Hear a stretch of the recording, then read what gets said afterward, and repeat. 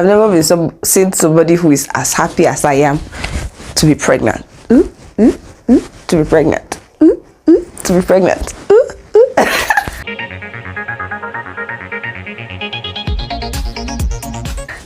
Hi guys, hi my loves, welcome back to my channel.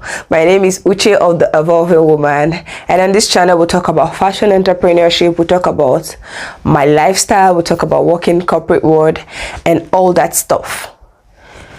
Whew, while being pregnant. How are you guys doing? I don't know. I'm excited though. I don't know, but I'm excited. Anyways, like today's title suggests, we're going to be talking about why I chose cesarean section for my second baby. This is my second pregnancy, and in no way I'm doing vaginal delivery. Well, before you judge me, click the subscribe button, share this video, give it a thumbs up. It's already interesting, don't worry. So just give it a thumbs up, and don't forget to share your thoughts and every yada thing in the comment section, and wish me a safe delivery, even if this will be coming out after I've given birth. So let's talk about it. Before I can tell you why I chose cesarean section for this baby, I have to talk about my first experience.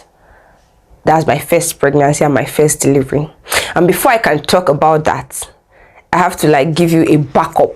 It's like today's video has backup, but I have to give you a backup of my expectations and why I was expecting what I was expecting. So basically, my mom is like the luckiest woman on earth, according to my gynecologist, right? According to my doctor, my mom is like the luckiest woman on earth, because when I gave her the gist, even she was shocked.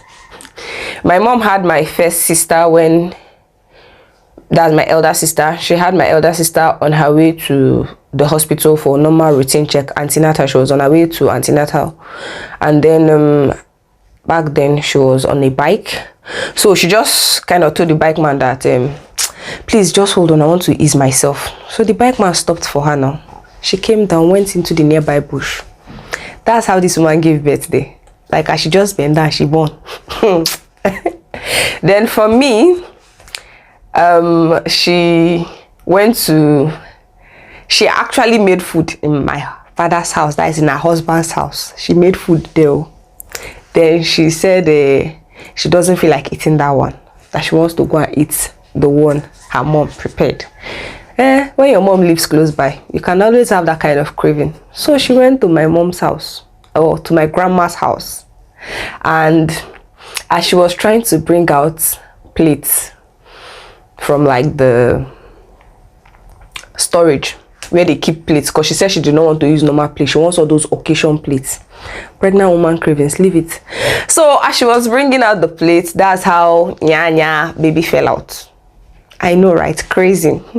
Then for my brother, she was like okay, she said she wanted to experience labor, that how come they're always coming to greet her in the house when she gives birth, meanwhile other people will come and greet them in the hospital. That she wants to go to the hospital and give birth, so that people come and greet her in the hospital too. Something that people don't want. If I can just, everybody is doing home delivery these days, and then somebody that is giving birth at home as her then was complaining. Anyway, she said she started feeling a little bit of pains in her stomach, and so she just decided that let her go to the hospital before anything will happen. That's how she set out to the hospital. According to her, because I was still really young, she said that it was like early hours of the morning, and she decided she wanted to walk to the hospital. Like, my dad was following her behind with a car. Please come and enter the car. She said no, she wants to walk. She walked from the house to the hospital. Trust me, it's not so far. So when she got to the hospital gate, she gave birth there. At the hospital gate, the nurses had to come, rush her in, clean the baby up and everything. And then she was happy because people were coming to greet her in the hospital and stuff like that. So that's the kind of history I grew up with. That's the kind of mindset I grew up with. Me, I was expecting the same thing now, based on family member, bloodline. So for me, I've already dreamt how, when I was pregnant, I was already planned how maybe as we are going to the hospital for checkup, I'll just born in the car. Or maybe as I'm getting to the hospital, when I'm climbing the staircase, the baby will just come out.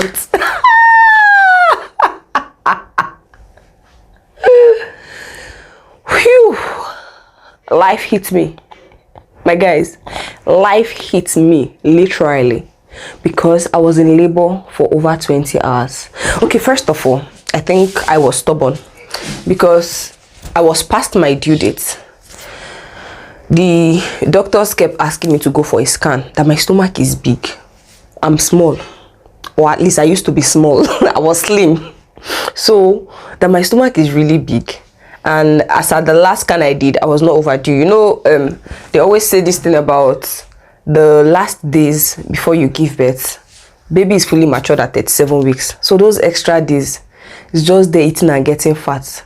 And I was always consuming sugar. So my baby was just gathering weight for me. So they needed to be sure of the weight of the baby before delivery. But for some weird reason, I refused to go. I didn't do it. Don't blame the doctors, blame me. I agree. I refused to do it. So I experienced basically all the different symptoms of labor. I got my show, my water broke, all the things you can think of that you're supposed to have as labor signs. I got all of them. And it was so crazy because the first show I got was about a week. I think I was in Agbo then. So I just went to, I was in my hometown. So I went to meet my doctor at home. And she was like, okay, it's okay. She just checked me and she was like, no problem. But if I experience any pains or anything, I should come back. And then I had to come back to Asaba. And I think it was the 31st of December 2019. We were preparing to go to church for crossover. When I went to pee and I noticed blood. So I just told my husband and we said, okay, let's go to the hospital first. If they say I can go, then we'll go to church from there. If not, as I got to hospital now, that's how they said, no, you have to stay because we need to monitor you and anything can happen from this stage. You can start contracting and all those things. So I just stayed in the hospital. That was how I was in the hospital till almost 4 p.m. the next day, if not more than 4 p.m. the next day, before I actually gave birth. But if I say it like this, it will sound like that's not a big deal. It's a big deal because I say about 10 11 ish that night I started having my contractions. They were painful, quite all right, but it was still bearable. But man, as from 12, it's like as we entered New Year, the whole game changed. It was crazy because I was in serious pains. I could barely breathe. And I was not dilating. Like, for all these things to be happening, I should be dilating. But I wasn't. The doctor had to come in the morning. Did some things that are supposed to fasten the delivery process. I'm sorry, I don't have all those names and all those things. I was not really interested then because I was in so much pain and I didn't bother to do my research on that. I don't really know.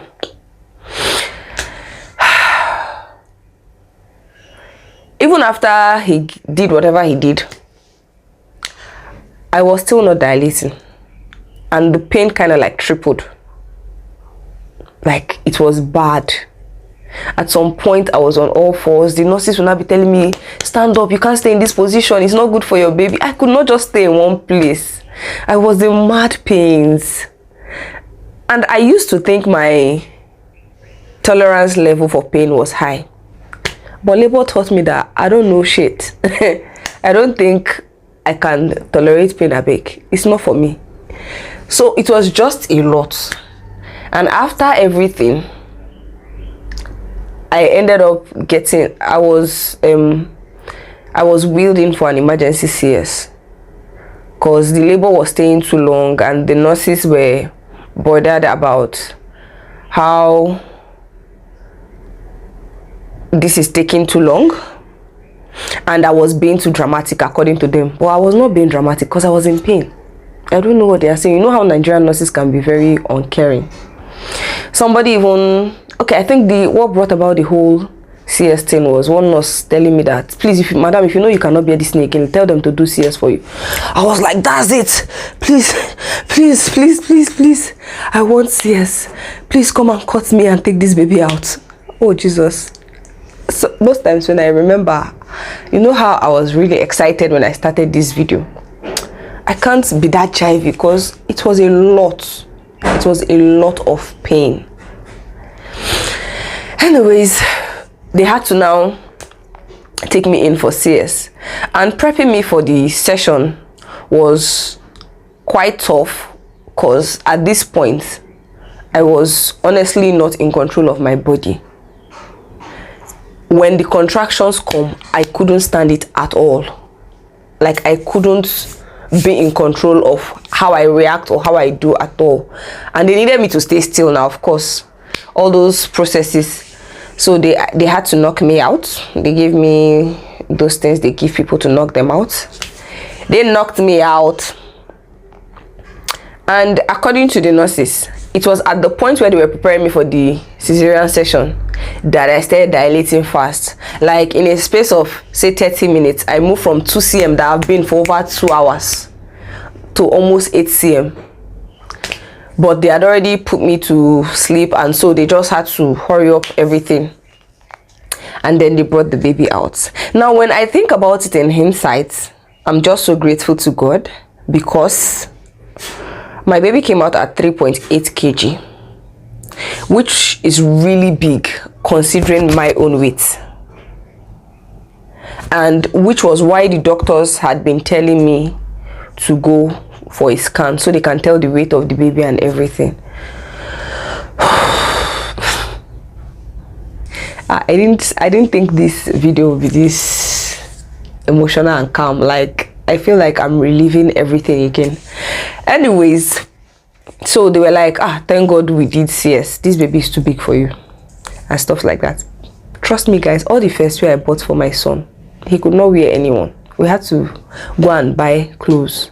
I don't know if that is the case of anybody, but for my first baby, we had to now go and buy new clothes because the clothes were literally not his size. So with this whole experience, and it was crazy because I had gone through the whole labor stress. You know, after you give birth, they always do you the body massage to relieve your body of all the labor stress that you went through. But because I had gone through all that stress and then had cesarean section, they could not massage my body. So I feel like even when I get body pains today, it might be like a backlog from that experience. If I had just been well rested and everything, I would not deal this day by day. So with that whole experience and everything that happened, your girl just decided, like in the hospital there, I just decided my next baby, I will not stress myself, because my delivery process was really, my recovery process after giving birth was really fast. I think in 2 weeks I was okay. It even took that long because my body had gone through a lot of stress before the section. So just imagine it when I go in a relaxed state and all things being equal and God helping me. So like, I don't see why I would stress myself. I just made up my mind. It's going to be a cesarean section, baby. The only reason why I will have a vaginal delivery for this baby is if, like I dreamt the first time as we're going to the hospital, the baby comes out in the car, or as I'm climbing the staircase, the baby comes out. If not, cut me open, babies, and then I'm going to stay at home and get well in Jesus' name, amen. But nah, I'm not doing, I ain't going to do vaginal delivery. I don't think so. So guys, tell me, how was your delivery experience for those of you that have given birth? What's your mindset around cesarean section? What's your mindset about vaginal deliveries? What option would you go for? And I think I'll be sharing videos on self-care after cesarean section, at least things that help me as I go, because I can't tell about the first experience, but now that I'm better informed, I'll do videos like this, because I think I tried to search YouTube for video ideas on how to take care of yourself after a cesarean section, and the only videos that kept coming up were more like doctors and nurses talking, not necessarily human I say human beings as if the doctors and nurses are not human beings, not necessarily people with those experiences. So I think I'm going to be sharing so that people who have like my experience, people who go through cesarean section, can easily search YouTube, and hopefully it comes up and it encourages somebody and it helps somebody and stuffs like that. Guys, if you found this video interesting, please give it a thumbs up, hit the subscribe button if you've not subscribed now, share this video to any expectant mother or somebody you know that has had cesarean section and they're not feeling so good about it. Let them know that there are people like me who choose cesarean section. Until next time, guys, I'll see you guys later. Bye.